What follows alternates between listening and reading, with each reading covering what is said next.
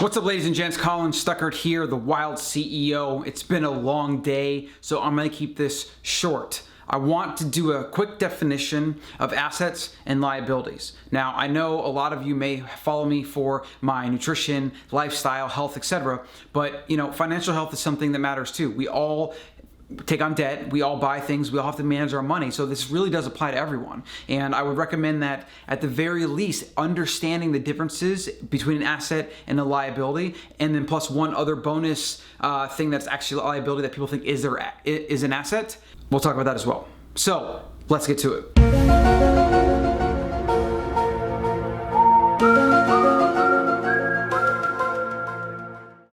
Okay, so what's an asset and what's a liability? Well, if you haven't read this book yet, get that book, okay? Rich Dad, Poor Dad by Robert Kiyosaki.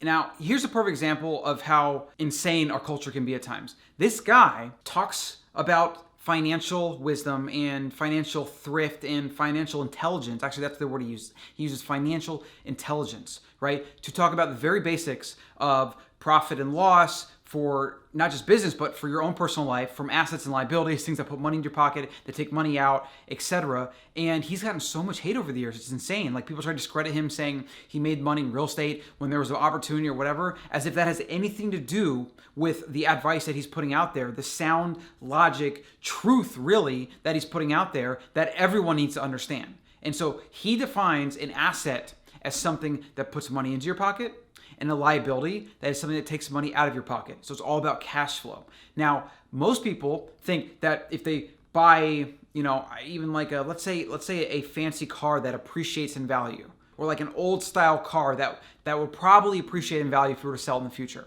Well, that isn't an asset by his definition, because it doesn't actually put money in your pocket. In fact, it probably takes money out of your pocket, because you have to maintain it, you have to store it, and you have to do all these things that literally take dollars out of your pocket. And I think this matters, because people need to understand, until you're uber wealthy and you don't really have to worry about being nickel and dime to death, for the rest of us, like if we're gonna buy a house, a piece of land, or do anything like that, we need to factor in the taxes. We need to factor in all the things that are gonna cost to upkeep that asset. Even with real estate, for example, a piece of land that doesn't have any income on it, it's literally a liability as long as it's taking money out of your pocket.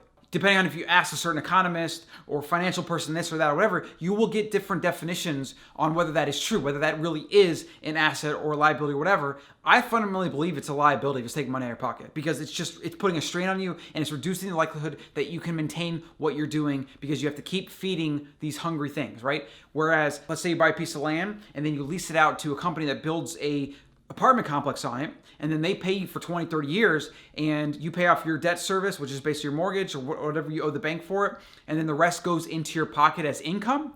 That would be an asset. But if it's just a raw piece of land, you got to pay the government every year just to own the freaking thing, that would be a liability. And this is very, very important to understand. Most people don't understand this, because the American dream has been sold as 3-bedroom house, white picket fence, your greatest asset. Your home is your biggest asset. You have equity in your asset, in your house. Complete and utter nonsense. In fact, I have not bought. I've rented my whole life, and I don't even know if I'll ever buy for my primary residence. What I much prefer to do is buy investment properties, get a renter, make sure that the rent I'm charging can cover my debt service, insurance, taxes, upkeep, and all that, and then whatever's left over is my profit.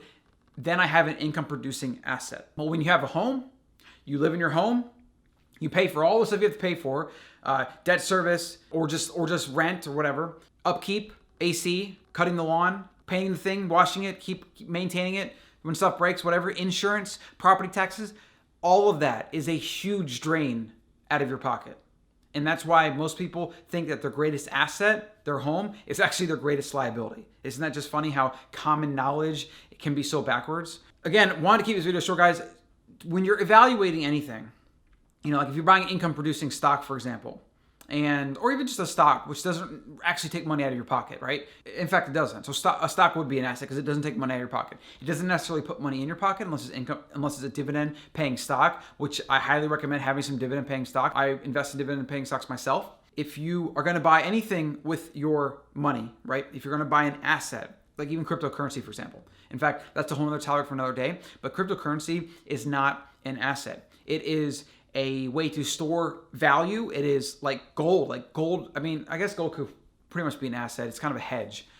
It's not an asset in the rich dad sense because it doesn't produce you income, but it's a very good store of value. It's not likely that gold is not going to be worth anything anytime soon. Whereas if you hold dollars, there's a chance that the dollar could crash and all your value, your wealth goes poof, right? So I don't want to go down those rabbit holes. The thing you should focus on doing is buying things that either can use compound interest, which is growth stocks that you can hold for a long time, ideally forever. As Warren Buffett would say, his favorite holding period is forever, right? Dividend paying stocks, which you would then reinvest the dividends back into your investments, and you get the benefit of compound interest, plus you get the benefit of having some income coming in. Real estate that you lease or rent to someone, or someone uses it for something so that you then get income from it. And really anything that produces you money, buying a business, buying a website that spits off a couple $100 a month, something that basically provides you passive income or puts money in your pocket. Those are the things that you really want to aim for trying to own. Now, I know if you don't have a lot of money, this might seem like a wasted bit of advice, wasted video, because you just can't be buying these income producing things right now, and that totally makes sense. But if you at least understand the difference, you won't be taking on the liability investments that people think are assets when they're really not. And that's, for most people, their home. And so for most people, I don't think you should buy a home. Really, you shouldn't. And if you really look at the numbers, there's actually this good calculator in the New York Times. If I can find it, I'll link it below. But it's the cost of renting versus the cost of owning a home, right? The cost of renting a home, once you calculate the numbers, actually costs more than renting. And that accounts for equity you have in the property and all these things, right? Which is crazy, And I'm sure there's instances where if you're in a hot market and you buy and you sell or whatever, you get your money back. Yes, but that is very speculative, and it is still pulling more money out of your pocket. So it's riskier. Right? And that's kind of the big thing I would say. If you want to buy a home with the goal of trying to make more money through appreciation, you're going to be having more money come out of your pocket as a result, because renting versus homeowning, you save way more money renting. Homeowning is just more expensive. It just is. It always will be. It's a bigger risk. There's more money that you're going to put into that house, and for who knows how long, and the future is uncertain. Whereas renting, at the very least, you can stop paying your lease in a year, 2 years, or whatever it is. And you have no other risk beyond what your rent payment is. You don't have to fix the AC if it breaks. If something happens and you're not in whatever, you're good.